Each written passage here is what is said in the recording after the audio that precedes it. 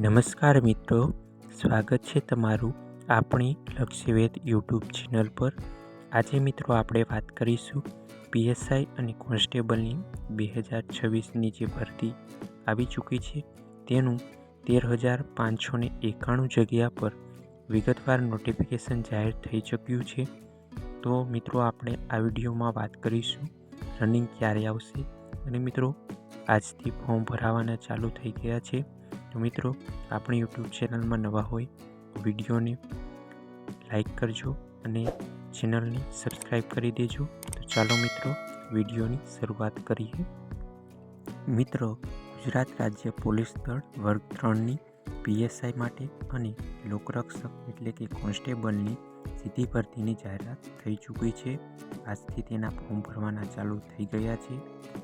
મિત્રો આજે તારીખ 3/12/2025ના બપોરના 2 વાગ્યાથી 23/12/2025 રાતે 12 વાગ્યા સુધી ઓજસ ગુજરાત.gov.inની વેબસાઇટ પરથી ઓનલાઈન અરજી કરવામાં આવશે।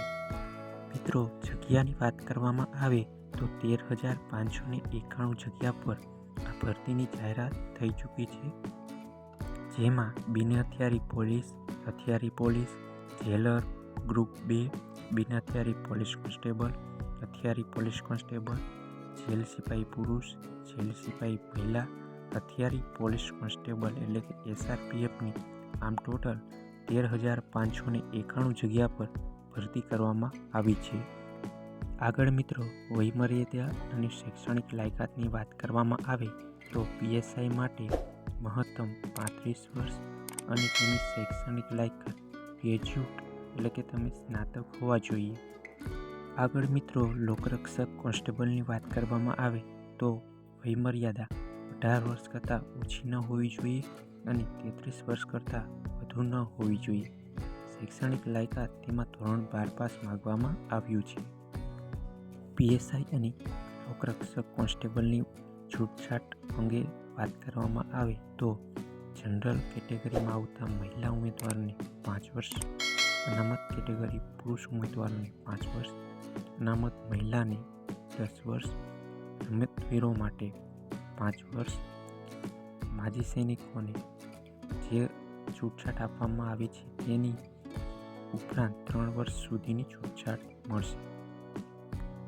આગળ મિત્રો શારીરિક ધોરણોની વાત કરવામાં આવે તો મૂળ ગુજરાતના અનુસૂચિત જનજાતિ ઉમેદવારો માટે 162 સેમી ઊંચાઈ અને છાતીની વાત કરીએ તો 79 ફુલાવા વગરની અને ફુલાવેલી 84। આમ અનુસૂચિત જનજાતિ ઉમેદવારો સિવાયના તમામ ઉમેદવારો માટે 165 સેમી ઊંચાઈ, ફુલાવ્યા વગરની છાતી 79 અને ફુલાવેલી છાતી 84। આમ 5 સેમીનો ફુલાવ હોવો જોઈએ। મહિલાઓ માટે ઊંચાઈ મૂળ ગુજરાત અનુસૂચિત જનજાતિ એટલે કે એસટી માટે 150 અને બીજા તમામ ઉમેદવારો માટે 155 ઊંચાઈ રહેશે। આગળ મિત્રો પરીક્ષા ફીની વાત કરવામાં આવે તો પીએસઆઈના જે ઉમેદવારો ફોર્મ ભરવા માગતા હોય તેને 100 રૂપિયા, લોકરક્ષકમાંથી કોન્સ્ટેબલમાં ફોર્મ ભરવા માગતા હોય તેને 100 રૂપિયા અથવા પીએસઆઈ અને કોન્સ્ટેબલ બંનેમાં ફોર્મ ભરવા માગતા હોય તો તેમને 200 રૂપિયા ફી ચૂકવણી કરવાની રહેશે। અને મિત્રો રનિંગ ગ્રાઉન્ડની વાત કરવામાં આવે તો હાલ મળતી માહિતી મુજબ ફેબ્રુઆરી અથવા માર્ચમાં ગ્રાઉન્ડ લઈ શકાય તેવી પરિસ્થિતિ છે, એટલે મિત્રો ફેબ્રુઆરી અથવા માર્ચમાં ગ્રાઉન્ડ લેવાશે તેવી શક્યતાઓ હાલ જણાઈ રહી છે। તો મિત્રો આ હતું વિગતવાર નોટિફિકેશન। અને તમે જો સિલેબસની વાત કરતા હોય તો સિલેબસ અગાઉના વિડીયોમાં જણાવ્યો છે, એ જ સિલેબસ આપેલો છે, તેમાં કોઈ સુધારો થયેલો નથી। તો મિત્રો આ વિડીયો દ્વારા તમને કંઈક નવું જાણવા મળ્યું હોય તો આપણી યુટ્યુબ ચેનલ લક્ષ્યવેધને સબસ્ક્રાઈબ કરી લેજો। વિડીયો પસંદ આવ્યો હોય તો વિડીયોને લાઈક કરજો। જય હિન્દ, જય ભારત।